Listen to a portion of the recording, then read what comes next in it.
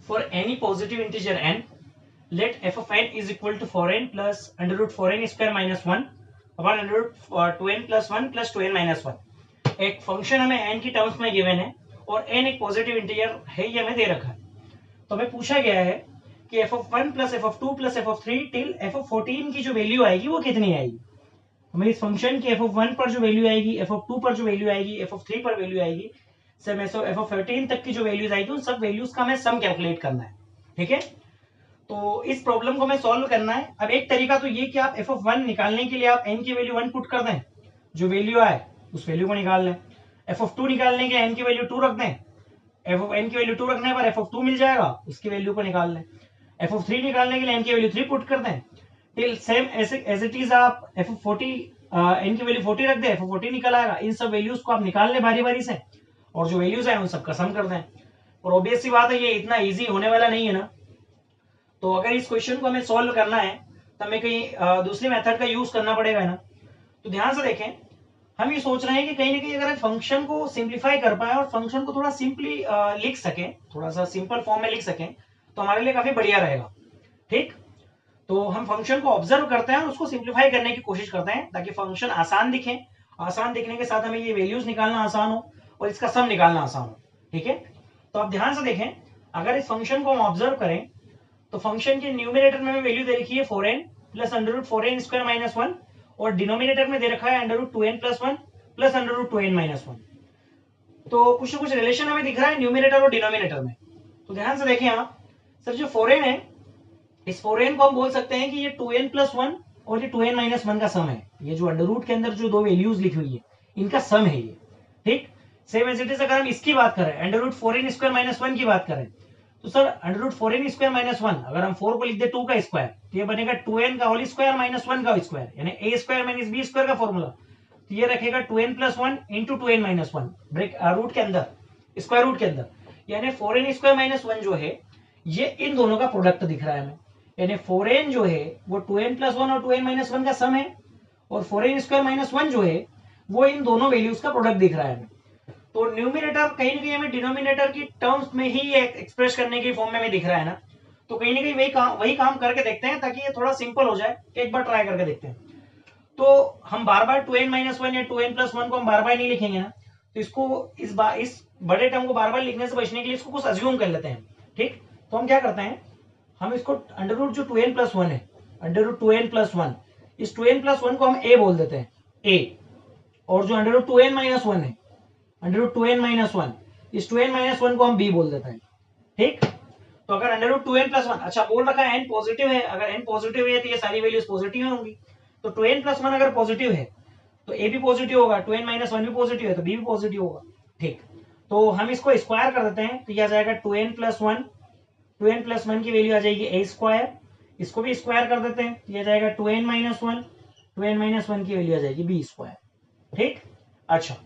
अब ध्यान से देखिए हमें 4n निकालना है, 4n, ताकि हम इसको 4n को इस टर्म्स में एक्सप्लेन कर सके, एक्सप्रेस कर सके। तो जो 4n है वो निकालने के लिए इन दोनों को हमें ऐड करना होगा, इन दोनों को, इसको और इसको हमें ऐड करना होगा। तो जब आप इस टर्म को इसके साथ ऐड करेंगे तो ध्यान से देखिए 2n प्लस 1, 2n माइनस 1, तो 2n plus 2n 4n, 4n plus 1 minus 1 sir cancel हो जाएगा, इधर आ जाएगा a square plus B square, a square plus B square. अगर आप इसको a बोल रहे हैं, इसको b बोल रहे हैं, तो 4n को आप a square plus B square लिख सकते हैं। ठीक, सर इसको कैसे लिखेंगे आप, तो अब एक बार इसको लिखने का तरीका देख लेना। यह आ जाएगा 4n square minus 1, 4n square को हम लिख सकते हैं 2n का होल स्क्वायर, तो 2n का होल स्क्वायर माइनस 1 का square, 2n plus 1 into 2n minus 1, तो अंडर रूट के अंदर आ जाएगा 2n प्लस 1 एक बार, 2n प्लस 1 और एक बार आ जाएगा 2n minus 1, a plus B, a minus B, वापस मल्टीप्लाई करेंगे यही मिलेगा। ठीक, अब 2n प्लस 1 तो a है, तो 2n प्लस 1 को हम बोल देंगे a का स्क्वायर और 2n माइनस 1 को बोल देंगे b का स्क्वायर, यानी ये लिखा हुआ है a square into B square, और a और b दोनों पॉजिटिव हैं तो स्क्वायर से स्क्वायर रूट हटेगा तो यह जाएगा a इंटू बी, यानी 4n square minus 1 under root 4n square minus 1 को अगर हम a और b की टर्म्स में इस टर्म में लिखने की कोशिश करें तो ये a इंटू बी आ जाएगा। ठीक, तो कोई बात नहीं, हम 4n को लिख देते हैं और 4n स्क्वायर माइनस 1 जो अंडर रूट के अंदर जो वैल्यू है उसको भी लिख देते हैं। तो ये जो फंक्शन था ये a और b की टर्म्स में हमें कुछ इस तरीके से देखने को मिलेगा। सर 4n क्या है, 4n है a square plus B square, under root 4n square minus 1 क्या है सर, ये a प्लस बी है, सॉरी a इंटू बी है, तो यह आ जाएगा a इंटू बी, तो यह आ जाएगा a square plus B square, यह आ जाएगा a इंटू बी। नीचे क्या है सर, ये a है ये b है, तो नीचे आ जाएगा a प्लस बी। ठीक है, ओके। चलिए ध्यान से देखें सर, इसको सिंप्लीफाई करने के लिए आगे हम a माइनस बी का ऊपर नीचे मल्टीप्लाई कर देते हैं। क्यों, क्योंकि हमें ऊपर नीचे एक आइडेंटिटी बनते दिखाई दे रही है। तो जैसे मैंने a माइनस बी का ऊपर नीचे मल्टीप्लाई किया a माइनस बी, तो a माइनस बी ऊपर आ जाएगा, तो a minus B into A square plus B square plus A into B upon a into A minus B का नीचे मल्टीप्लाई कर दिया, तो a माइनस बी आ जाएगा a प्लस बी। ठीक, अब ध्यान से देखें a minus B into A square plus B square plus A B, तो ये जो है ना, ये अलजेब्रिक आइडेंटिटी हमें बनती हुई दिखाई दे रही है, वेल नोन आइडेंटिटी है ना ये आ जाती है a cube minus B cube, a cube minus B cube. अब नीचे क्या आ जाएगा सर, ये a माइनस बी है ये a प्लस बी है, तो नीचे आ जाएगा a square minus B square, a square minus B square. ठीक,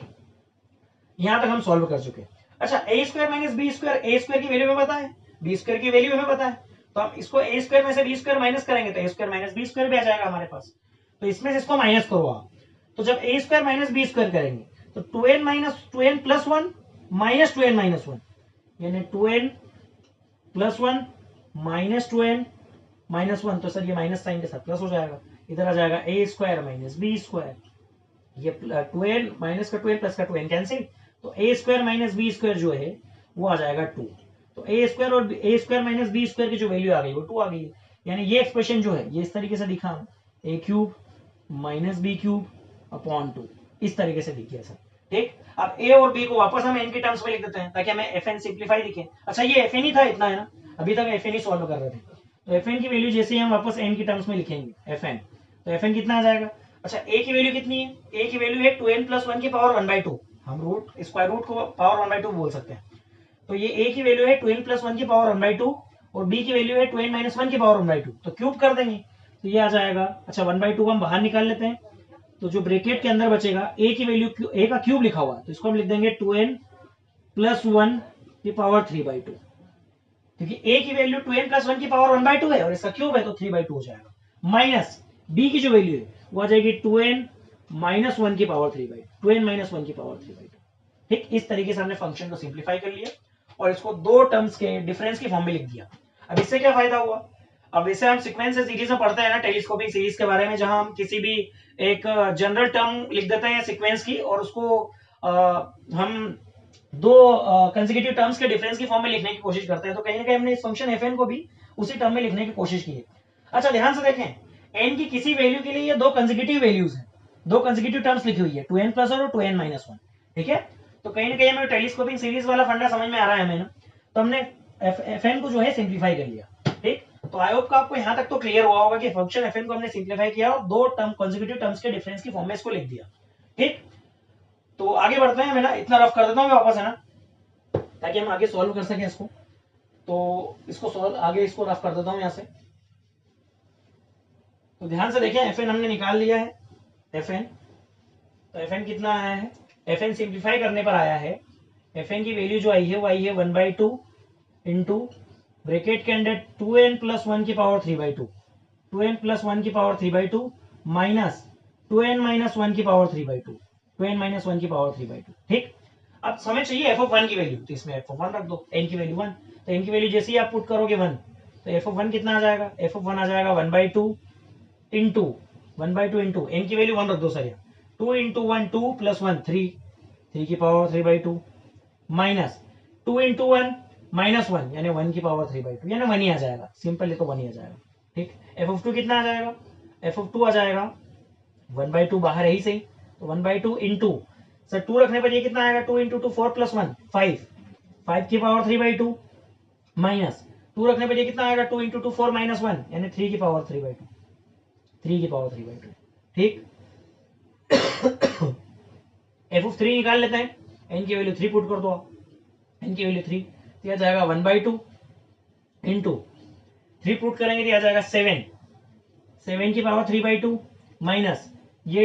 2 इंटू 3 5 माइनस 1 और 6 माइनस 1 5 की पावर 3/2 आ जाएगी, 5 की पावर 3/2।